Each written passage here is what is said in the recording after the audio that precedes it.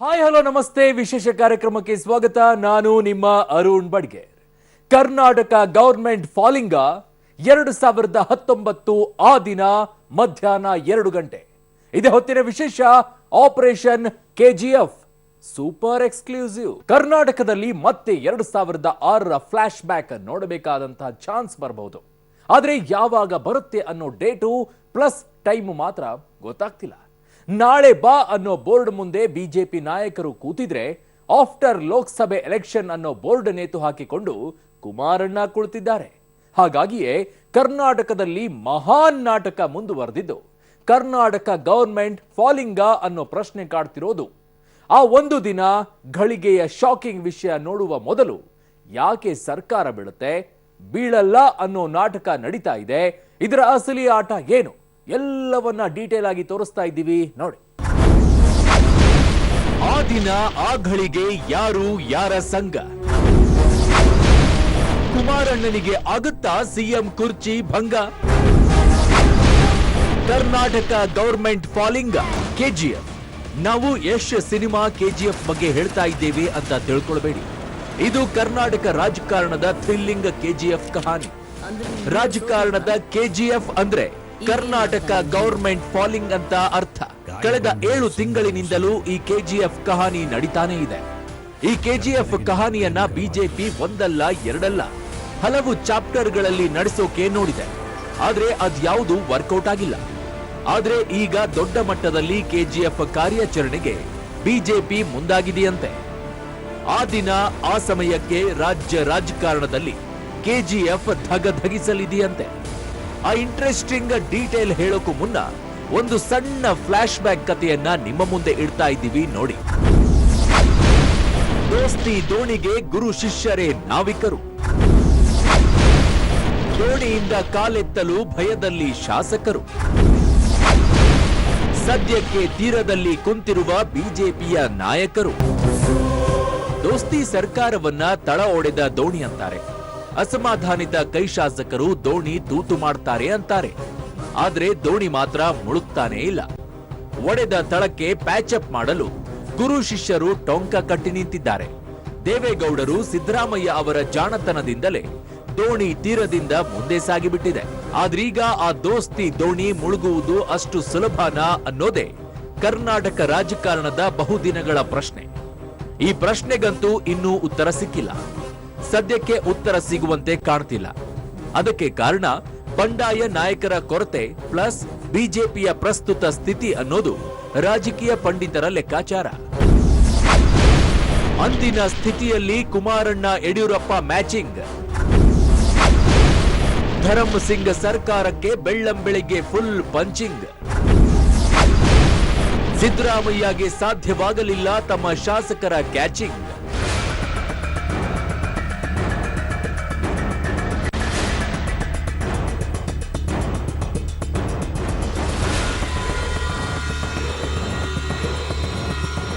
ಪ್ರಜಾಪ್ರಭುತ್ವದಲ್ಲಿ number number number number ಇಲ್ಲದಿದ್ರೆ ಅವನು ಎಷ್ಟೇ ದೊಡ್ಡ ಬಲಿಷ್ಠನಾದ್ರೂ ಮಂಡಿಯೂರಿ ಕೂರ್ಬೇಕಾಗತ್ತೆ. ರಾಜ್ಯ ರಾಜಕಾರಣದಲ್ಲೂ ಈಗ ಅದೇ ಸ್ಥಿತಿಯಾಗಿರೋದು. ಬಿಜೆಪಿಯ ನಂಬರ್ 104. ಅವರ ನಂಬರ್ ಹೆಚ್ಚಿದ್ರೂ ಅಗತ್ಯವಾದ 113 ನಂಬರ್ ಇಲ್ಲ. ಹಾಗಾಗಿಯೇ ಅವರು ದೋಸ್ತಿ ಸರ್ಕಾರ ಅಸ್ತಿತ್ವಕ್ಕೆ ಬಂದಾಗಿನಿಂದ ಬೀಳುತ್ತೆ ಬೀಳುತ್ತೆ ಅಂತ ನಾಳೆ ಬಾ ಬೋರ್ಡ್ ಮುಂದೆ ಕುಂತಿದ್ದಾರೆ. ನಂಬರ್ ಇಲ್ಲದಿದ್ದಾಗ ಒಂದು ಸರ್ಕಾರ ಬೀಳಿಸೋದು, ರಚನೆ ಮಾಡೋದು ಸುಲಭ ಅಲ್ಲ, ಕಷ್ಟವೂ ಅಲ್ಲ.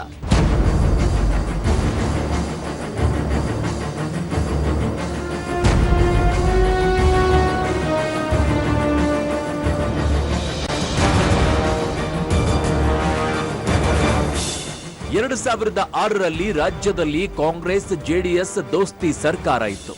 ಇದ್ದಕ್ಕಿದ್ದಂತೆ ಧರಮ್ ಸಿಂಗ್ ಸರ್ಕಾರಕ್ಕೆ ಶಾಕ್ ಆದಿತ್ತು. 36 ಶಾಸಕರ ಗ್ಯಾಂಗ್ ಹೆಲಿಕಾಪ್ಟರ್ ಬಸ್ಗಳಲ್ಲಿ ಹಾರಿಬಿಟ್ಟಿದ್ರು. ಆ ಬಂಡಾಯದ ನಾಯಕ ಇವತ್ತಿನ ಸಿಎಂ ಕುಮಾರಣ್ಣ. ಅವತ್ತು ಇಬ್ಬರು ಬಲಿಷ್ಠ ನಾಯಕರು ಒಂದಾಗಿದ್ರು. ಯಡಿಯೂರಪ್ಪ ಕುಮಾರಣ್ಣ ಎಂಬ ಬಲಿಷ್ಠರ ಸಾರಥ್ಯದಲ್ಲಿ ಅನ್ನೋದು ಬಹಳ ಇಂಪಾರ್ಟೆಂಟ್. ಶಾಸಕರ ವೈಯಕ್ತಿಕ ಹಿತಾಸಕ್ತಿಗಳಿಗೆ ಸ್ಪಂದಿಸುವ ಕಲೆ ಅವತ್ತಿನ ಡಿಸಿಎಂ ಸಿದ್ದರಾಮಯ್ಯಗೆ ಅಷ್ಟೊಂದು ಕರಗತವಾಗಿರಲಿಲ್ಲ. ಅದನ್ನೇ ಬಂಡವಾಳ ಮಾಡಿಕೊಂಡ ಕುಮಾರಣ್ಣ ಶಾಸಕರ ಗ್ಯಾಂಗ್ ಕಟ್ಟಿಕೊಂಡು ಕೈಗೆ ಹಲ್ವಾ ತಿನ್ನಿಸಿಬಿಟ್ರು. ಹೋರಾಟದ ಫಲಕ್ಕಾಗಿ ಅಧಿಕಾರವೆಂಬ ಮೆಟ್ಟಿಲೇರಲು ಯಡಿಯೂರಪ್ಪ ಕೂಡ ಕಾದು ಕುಳಿತಿದ್ರು. ಈ ಎರಡೂ ಪರಿಸ್ಥಿತಿಗಳು ಮ್ಯಾಚ್ ಆಗಿದ್ದರ ಫಲವೇ ಧರಮ್ ಸಿಂಗ್ ಸರ್ಕಾರ ಉರುಳಿಸಿದ್ದು.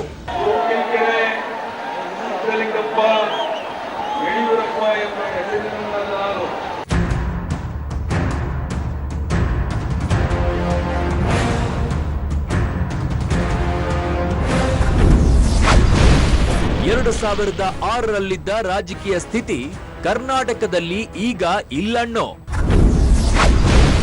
ಈಗ ಬಲಿತಿದ್ದಾರೆ, ಬಲಿಷ್ಠವಾಗಿದ್ದಾರೆ ಕುಮಾರಣ್ಣ, ಸಿದ್ದಣ್ಣ. ಸದ್ಯದ ಪರಿಸ್ಥಿತಿಯಲ್ಲಿ ಯಡಿಯೂರಪ್ಪಗೆ ತುಂಬಾ ಕಷ್ಟ ಕಣಣ್ಣೋ.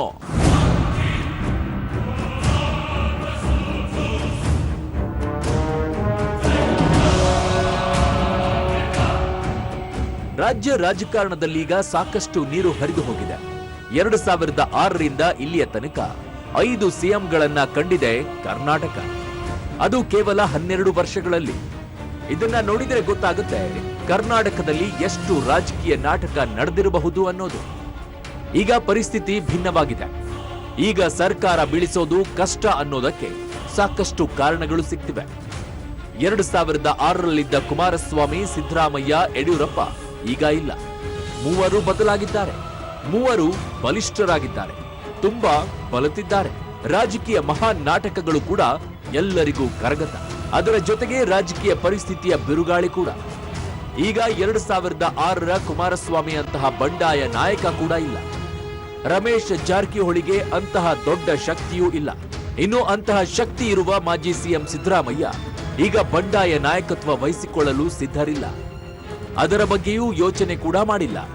ಅದಕ್ಕೆ ಕಾರಣ ವಲಸಿಗನಿಗೆ ಸಿಎಂ ಪಟ್ಟ ಕೊಟ್ಟ ಕಾಂಗ್ರೆಸ್ಗೆ ನಿಷ್ಠರಾಗಿರೋಣ ಅನ್ನೋ ಮನಸ್ಥಿತಿ. ಜೊತೆಗೆ ಮುಂದಿನ ದಿನಗಳಲ್ಲಿ ಕಾಂಗ್ರೆಸ್ನಲ್ಲಿ ಇನ್ನೊಂದಷ್ಟು ಸ್ಥಾನಮಾನಗಳ ನಿರೀಕ್ಷೆ ಕೂಡ ಇದೆ ಅನ್ನೋ ವಾದ. ಇನ್ನೊಂದೆಡೆ ಯಡಿಯೂರಪ್ಪ ಅವರ ಬಳಿ ಈಗ ಅಷ್ಟೊಂದು ಬೇರೆ ಬೇರೆ ಶಕ್ತಿ ಕೂಡ ಇಲ್ಲ. ಅವರು ಕೂಡ ಹೈಕಮಾಂಡ್ ನೆಚ್ಚಿಕೊಳ್ಳುವಂತೆ ಆಗಿರುವ ಪರಿಸ್ಥಿತಿ. ಈ ಕಾರಣದಿಂದಾಗಿಯೇ ಬಿಜೆಪಿಗೆ ಕೈಗೆ ಬಂದ ತುತ್ತು ಬಾಯಿಗೆ ಬರದಂತೆ ಆಗ್ತಿದೆ ಅನ್ನೋದು ರಾಜ್ಯ ರಾಜಕೀಯ ಪಂಡಿತರ ಲೆಕ್ಕಾಚಾರ.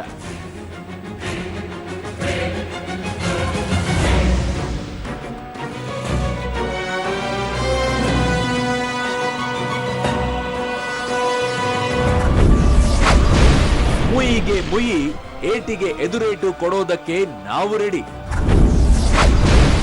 ನಮ್ಮದು ಒಂದು ಕಣ್ಣು ಹೋಗಲಿ, ನಿಮ್ಮದು 2 ಹೋಗಬೇಕು. ಬಿಜೆಪಿ ಬಾಣಕ್ಕೆ ಕುಮಾರಣ್ಣನ ತಿರುಗು ಬಾಣದ ಡೇಂಜರ್ ಫಿಯರ್.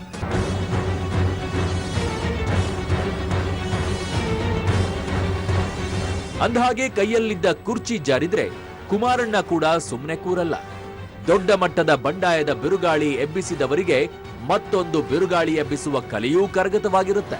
ಬಿಜೆಪಿ 15 ಶಾಸಕರ ಆಪರೇಷನ್ ಮಾಡಿದ್ರೆ ನಾವು ಅಟ್ಲೀಸ್ಟ್ 7 ಶಾಸಕರನ್ನಾದ್ರೂ ಆಪರೇಷನ್ ಮಾಡ್ತೀವಿ ಅಂತ ಕುಮಾರಣ್ಣ ಸವಾಲು ಹಾಕಿದ್ದಾರಂತೆ. ಹಳೆಯ ಗೇಮ್ನ ಅಸಲಿ ಆಟವನ್ನ ಶುರು ಮಾಡ್ತೀನಿ ಅಂತ ಹೇಳಿ ಬಿಜೆಪಿಯ ಫ್ರೆಂಡ್ಲಿ ಶಾಸಕರಿಗೆ ಅಡ್ವಾನ್ಸ್ ಗಾಳ ಹಾಕಿದ್ದಾರಂತೆ. ಇದು ಸಹಜವಾಗಿಯೇ ಬಿಜೆಪಿ ನಾಯಕರಿಗೂ ಯಡಿಯೂರಪ್ಪಗೂ ಗೊತ್ತಾಗಿದೆ. ಆಪರೇಷನ್ ಕೆಜಿಎಫ್ ವಿಳಂಬವಾಗಲು ಇದು ಒಂದು ಬಹು ದೊಡ್ಡ ಕಾರಣವಾಗಿದೆಯಂತೆ. ಮಾಜಿ ಸಚಿವ ರಮೇಶ್ ಜಾರಕಿಹೊಳಿ ಜೊತೆ ಅಗತ್ಯ ಶಾಸಕರ ಕೊರತೆ. ಮತ್ತೆ ಚುನಾವಣೆಗೆ ಹೋದ್ರೆ ಕಷ್ಟ ಅನ್ನೋದು ಶಾಸಕರ ಚಿಂತೆ. ಬಿಜೆಪಿ ಹೈಕಮಾಂಡ್ಗೆ ಡ್ಯಾಮೇಜ್ ಆಗುತ್ತೆ ಅನ್ನೋ ಭಯ ಅಂತೆ. ಸದ್ಯದ ಕೆಜಿಎಫ್ ವಿಳಂಬ ಆಗೋದಕ್ಕೆ ಕಾರಣ ರಮೇಶ್ ಜಾರಕಿಹೊಳಿ ಜೊತೆ ಅಗತ್ಯ ಶಾಸಕರ ಕೊರತೆ ಇರೋದು. ಯಾಕಂದ್ರೆ ಮತ್ತೆ ಚುನಾವಣೆಗೆ ಹೋಗೋಕೆ ಯಾವ ಶಾಸಕರು ರೆಡಿ ಇಲ್ಲ. ಜೊತೆಗೆ ಬಿಜೆಪಿ ಹೈಕಮಾಂಡ್ಗೂ ಡ್ಯಾಮೇಜ್ ಆಗುತ್ತೆ ಅನ್ನೋ ಭಯಾನೂ ಇದೆ. ಆದ್ರೆ 2019 ಕೆಜಿಎಫ್ ಫಿಕ್ಸ್ ಆಗಿದೆಯಂತೆ. 2019ಕ್ಕೆ ಕರ್ನಾಟಕ ಗವರ್ಮೆಂಟ್ ಈಸ್ ಫಾಲಿಂಗ್. ಈ ಮಾತು ಈಗ ದೆಹಲಿಯ ಗದ್ದುಗೆಯಲ್ಲಿ ಕುಳಿತವರ ನಡುವೆ ಬಿಸಿ ಏರಿಸಿದೆ. ನಾವು ಯಾವುದಕ್ಕೂ ಸೈ ಅಂತ ಮೋದಿ ರೆಡಿ ಆಗಿದ್ದಾರಂತೆ. ಆದ್ರೆ ಡೇಟ್ ಮಂತ್ ಮಾತ್ರ ಅಚ್ಚರಿ ಮೂಡಿಸುವಂಥದ್ದು. ಮೋದಿ ಕೊಟ್ಟ ಆ ಡೇಟ್ ರಹಸ್ಯ ಏನು? ದೇವೇಗೌಡರ ಜೊತೆ ಅಸಲಿ ಆಟ ಹೇಗೆ ನಡೆಯುತ್ತೆ? ನಿಮ್ಮ ಪಬ್ಲಿಕ್ ಟಿವಿಯಲ್ಲಿ ಆಪರೇಷನ್ ಕೆಜಿಎಫ್ ನ ಎಕ್ಸ್ಕ್ಲೂಸಿವ್ ಕ್ಲೈಮ್ಯಾಕ್ಸ್ ಎಲ್ಲಿದೆ ನೋಡಿ. ಫೀಲ್ಡ್ಗೆ ಇಳಿಯೋದು ಗೊತ್ತು, ಆಟ ಆಡೋದು ಗೊತ್ತು. ಕರ್ನಾಟಕದ ರಾಜಕಾರಣದ ಬಗ್ಗೆ ಶಾ ಮೋದಿ ಅವರ ಮಾತು. ದೆಹಲಿ ನಾಯಕರಿಂದ ಶುರು, ಚದುರಂಗದಾಟದ ಅಸಲಿಯತ್ತು.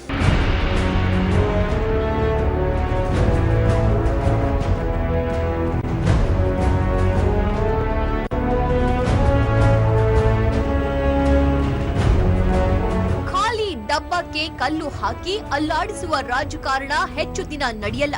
ಸದ್ಯ ರಾಜ್ಯದಲ್ಲೀಗ ಅದೇ ರೀತಿ ಹೇಳಿಕೆಗಳು ದಿನದಿಂದ ದಿನಕ್ಕೆ ರಂಗು ಪಡೆದುಕೊಳ್ತಿವೆ.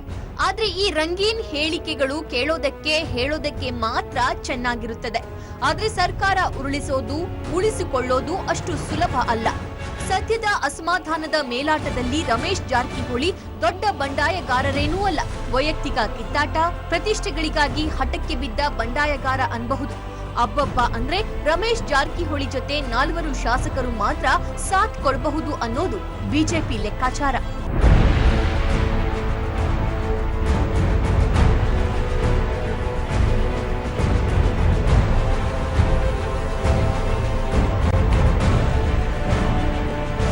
ಉಳಿದಂತೆ ಬಳ್ಳಾರಿ ಗ್ಯಾಂಗ್, ಕೆಲ ಲಿಂಗಾಯತ ಶಾಸಕರನ್ನ ನಾವೇ ಗುಡ್ಡೆ ಹಾಕ್ಬೇಕು ಅನ್ನೋದು ಬಿಜೆಪಿಗೆ ಗೊತ್ತಿರುವ ಸತ್ಯ.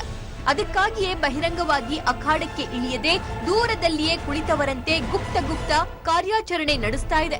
ರಮೇಶ್ ನಂಬಿಕೊಂಡು ಹೋಗುವ ಶಾಸಕರಿಗೆ ಭವಿಷ್ಯದ ಚಿಂತೆಯೂ ಕೂಡ ಕಾಡತೊಡಗಿದೆ. ಹಾಗಾಗಿ ರಮೇಶ್ ನಂಬಿಕೊಂಡು ಬಂಡಾಯ ಕ್ಯಾಂಪ್ಗೆ ಜಿಗಿಯಲು 10ಕ್ಕೂ ಹೆಚ್ಚು ಶಾಸಕರು ಹಿಂದೇಟು ಹಾಕ್ತಿದ್ದಾರೆ ಅಂತ ಹೇಳಲಾಗ್ತಿದೆ. ಈ ಕಾರಣಕ್ಕಾಗಿಯೇ ಆಪರೇಷನ್ ಕೆಜಿಎಫ್ ವಿಳಂಬ ಆಗ್ತಿರೋದು ಅನ್ನೋ ಮಾತುಗಳು ಹೆಚ್ಚು ಚಾಲ್ತಿಯಲ್ಲಿವೆ.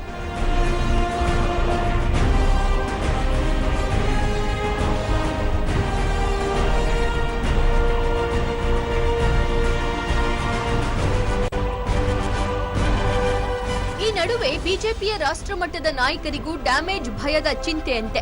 ಈಗಾಗಲೇ ಪಂಚರಾಜ್ಯ ಚುನಾವಣೆಗಳಲ್ಲಿ ಮಣ್ಣು ಮುಕ್ಕಿರುವ ಬಿಜೆಪಿ ಈಗ ಎಚ್ಚರಿಕೆಯ ಹೆಜ್ಜೆ ಇಡಬೇಕಾದ ಅನಿವಾರ್ಯತೆಯೂ ಇದೆ. ಲೋಕಸಭೆ ಚುನಾವಣೆಯಲ್ಲಿ ದಕ್ಷಿಣ ಭಾರತದಲ್ಲಿ ಬಿಜೆಪಿಗೆ ಕರ್ನಾಟಕವೇ ಹೆಚ್ಚು ಫಲ ಕೊಡುವ ಮರವಾಗಿದೆ. ಯಾವುದೇ ಕಾರಣಕ್ಕೂ ಫಲ ಕೊಡುವ ಮರದ ನೆರಳಲ್ಲಿ ಯಾವುದೇ ಡ್ಯಾಮೇಜ್ ಆಗಬಾರದು ಅನ್ನೋ ತೀರ್ಮಾನಕ್ಕೆ ಬಂದಿದ್ದಾರಂತೆ ಅಮಿತ್ ಶಾ ಅಂಡ್ ಮೋದಿ ಕಂಪನಿ. ಕಾಂಗ್ರೆಸ್ ಬಂಡಾಯಗಾರರು ರಾಜೀನಾಮೆ ನೀಡಿ ಬಂದ್ಮೇಲೆ ದೊಡ್ಡ ಮಟ್ಟದ ಆಟ ಸಾಧ್ಯವಾದ್ರೆ ಫೀಲ್ಡ್ಗೆ ಇಳಿಯಲು ಪ್ಲಾನ್ ಮಾಡಿದ್ದಾರಂತೆ ಶಾ ಮೋದಿ.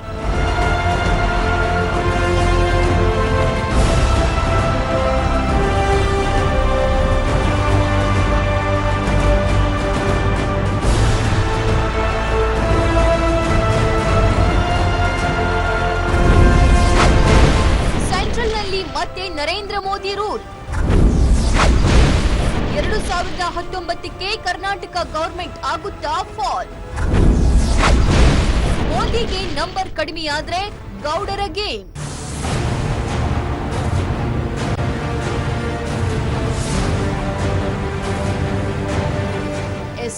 2019ರ ನರೇಂದ್ರ ಮೋದಿಗೆ ಯಡಿಯೂರಪ್ಪಗೆ ಅಗ್ನಿ ಪರೀಕ್ಷೆ ಪ್ಲಸ್ ಅದೃಷ್ಟದ ಮೇಲಾಟದ ವರ್ಷ. ಈಗ ಕರ್ನಾಟಕ ಗವರ್ನಮೆಂಟ್ ಫಾಲಿಂಗ್ ಆಗದಿದ್ದರೂ ಬಿಜೆಪಿ ಫ್ಯೂಚರ್ ಲೆಕ್ಕ ಹಾಕಿದೆಯಂತೆ. ದೊಡ್ಡ ಮಟ್ಟದ ಬಂಡಾಯ ಆಗದಿದ್ದರೆ, ಕೈ ಅಸಮಾಧಾನಿತರು ಸೈಲೆಂಟ್ ಆಗಿ ಬಿಟ್ಟರೆ ಬಿಜೆಪಿ ಆಸೆ ಸದ್ಯಕ್ಕೆ ಈಡೇರುವುದಿಲ್ಲ. ಆದ್ರೆ ಲೋಕಸಭೆ ಬಳಿಕ ಚದುರಂಗದಾಟಕ್ಕೆ ಮೋದಿ, ಅಮಿತ್ ಶಾ ಮಹಾನ್ ಸ್ಕೆಚ್ ಹಾಕಿದ್ದಾರೆ. ಲೋಕಸಭೆ ಚುನಾವಣೆಯಲ್ಲಿ ಬಿಜೆಪಿ ಸರಳ ಬಹುಮತದ ಮೂಲಕ ಅಧಿಕಾರಕ್ಕೇರಿದ್ರೆ ಕರ್ನಾಟಕದಲ್ಲಿ ದೋಸ್ತಿ ಸರ್ಕಾರ ಬಲವಾಗೋದು ಖಚಿತ ಅಂತೆ.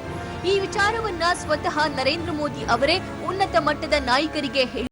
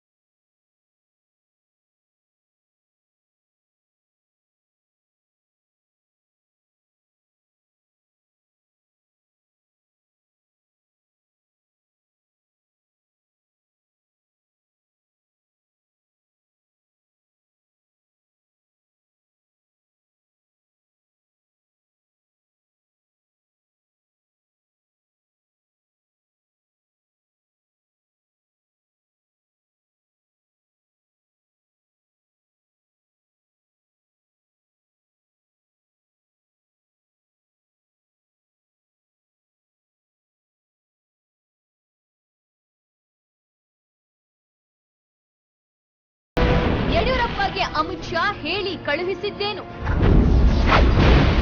ಅಮಿತ್ ಶಾ ಮಾತು ಕೇಳಿದ ಯಡಿಯೂರಪ್ಪ ಏನ್ ಮಾಡಿದ್ರು? ನರೇಂದ್ರ ಮೋದಿ ನಿಜವಾದ ಅಸಲಿ ಆಟ ಏನು ಗೊತ್ತಾ?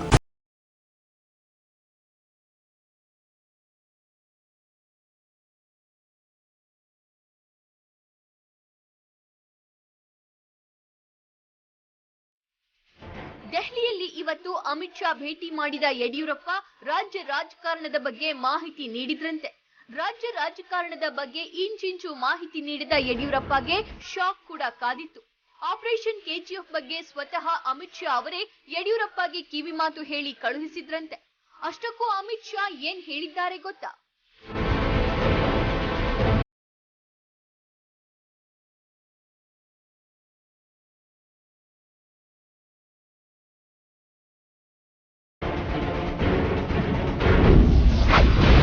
ಕೆಜಿಎಫ್ ಆಗದಿದ್ದರೆ ಸುಮ್ಮನಿದ್ದು ಬಿಡಿ. ಯಡಿಯೂರಪ್ಪಾಜಿ, ಸರ್ಕಾರ ರಚನೆ ಮಾಡಲು ರಾಡಿ ಮಾಡಿಕೊಳ್ಳುವುದು ಬೇಡ. ಪಂಚರಾಜ್ಯಗಳ ಚುನಾವಣೆಯಲ್ಲಿ ನಮ್ಮ ಪಕ್ಷದ ಸ್ಥಿತಿ ನೀವು ನೋಡಿದ್ದೀರಾ. ನಮ್ಮ ಗುರಿ ಲೋಕಸಭಾ ಚುನಾವಣೆಯಷ್ಟೇ. ಕಾಂಗ್ರೆಸ್ನ ಅಸಮಾಧಾನಿತರ ಸಂಖ್ಯೆ ನೋಡಿಕೊಂಡು ಹೆಜ್ಜೆ ಇಡಿ. ರಮೇಶ್ ಜಾರಕಿಹೊಳಿ ಜೊತೆ ಕನಿಷ್ಠ 12 ಶಾಸಕರಾದ್ರೂ ರಾಜೀನಾಮೆ ಕೊಡಬೇಕು. ಅವರೆಲ್ಲ ಒಂದಾಗಿ ರಾಜೀನಾಮೆ ಕೊಟ್ಟು ಬರಲು ಸಾಧ್ಯವೇ? ರಾಜೀನಾಮೆ ಕೊಟ್ಟು ಬಂದ್ರೆ ಮಾತ್ರ ನಮ್ಮ ಆಟ ಶುರು ಮಾಡೋಣ. ಇಲ್ಲದಿದ್ರೆ ಕರ್ನಾಟಕದ ಗವರ್ಮೆಂಟ್ ಫಾಲಿಂಗ್ ಆಗಲ್ಲ. ಸುಮ್ಮನಿದ್ದು ಬಿಡಿ. 2019ಕ್ಕೆ ನಮ್ಮ ಸರ್ಕಾರ ಬಂದ್ರೆ ಏನ್ ಮಾಡ್ಬೇಕು ಅನ್ನೋದು ನಮಗೆ ಗೊತ್ತಿದೆ. ಮೋದಿಜಿ ಕೂಡ ಅದನ್ನೇ ಹೇಳಿದ್ದಾರೆ. ನಾವು ಯಾರ ಜೊತೆ ಯಾವಾಗ ಸಂಘ ಮಾಡ್ಬೇಕು ಅನ್ನೋದು ಗೊತ್ತಿದೆ. ಆದ್ರೆ ಅಲ್ಲಿ ತನಕ ಯಾವೊಬ್ಬ ಶಾಸಕನಾಗಲಿ ಲೀಡರ್ ಆಗಲಿ ಸುಮ್ಮನಿರ್ಬೇಕು. ಅವರ ಬಾಯಿ ಮುಚ್ಚಿಸಿ. ಕೆಜಿಎಫ್ಗೆ ಡೇಟ್ ಫಿಕ್ಸ್ ಮಾಡಿದ್ರಾ ಮೋದಿ? ಕರ್ನಾಟಕದಲ್ಲಿ 2019 ಮೇ 17ಕ್ಕೆ ಕಾದಿದೆಯಾ ಪೊಲಿಟಿಕಲ್ ಶಾಕ್?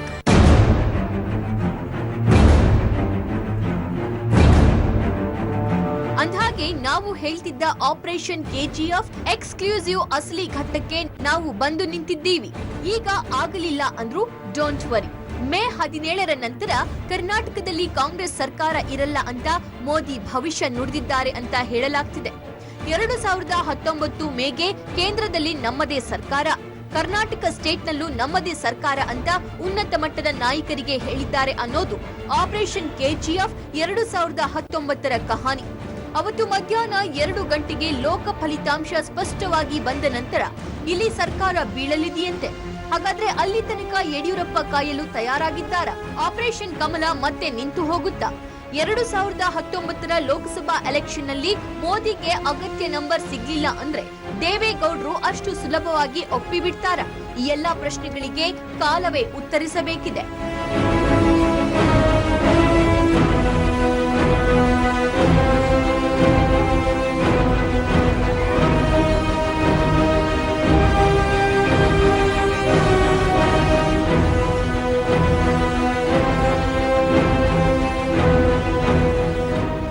ನೋಡಿದ್ರಲ್ಲ ಆಪರೇಷನ್ ಕೆಜಿಎಫ್ ನ ಅಸಲಿ ಕಹಾನಿ ಏನು ಅಂತ. ಪೊಲಿಟಿಕಲ್ ಕೆಜಿಎಫ್ ಆಗುವ ತನಕ ಯಶ್ ಅಬ್ಬರಿಸಿ ಬೊಬ್ಬಿರಿಸಿರುವಂತಹ ಕೆಜಿಎಫ್ ಅನ್ನ ನೋಡ್ಕೊಂಡಿರ್ಬೇಕು ಅನ್ನೋದು ಸದ್ಯದ ಚಿತ್ರಣ. ಆದ್ರೆ ರಾಜಕಾರಣದಲ್ಲಿ ಯಾವುದು ಸುಲಭ ಅಲ್ಲ, ಯಾವುದು ಕಠಿಣವೂ ಅಲ್ಲ. ಆದ್ರೆ ಒಂದಂತೂ ಸತ್ಯ, 2019 ಕರ್ನಾಟಕ ರಾಜಕಾರಣದಲ್ಲಿ ಬಹು ದೊಡ್ಡ ಪೊಲಿಟಿಕಲ್ ಫಾಲಿಂಗ್ ನಡೆಯೋದು. ಅಲ್ಲಿ ತನಕ ಏನೆಲ್ಲ ಆಗುತ್ತೆ ಕಾದ್ ನೋಡ್ಬೇಕು. ಇದಾಗಿತ್ತು ಇವತ್ತಿನ ವಿಶೇಷ. ನೆನಪಿರ್ಲಿ, ನ್ಯೂಸ್ ಅಂದ್ರೆ ಪಬ್ಲಿಕ್ ಟಿವಿ.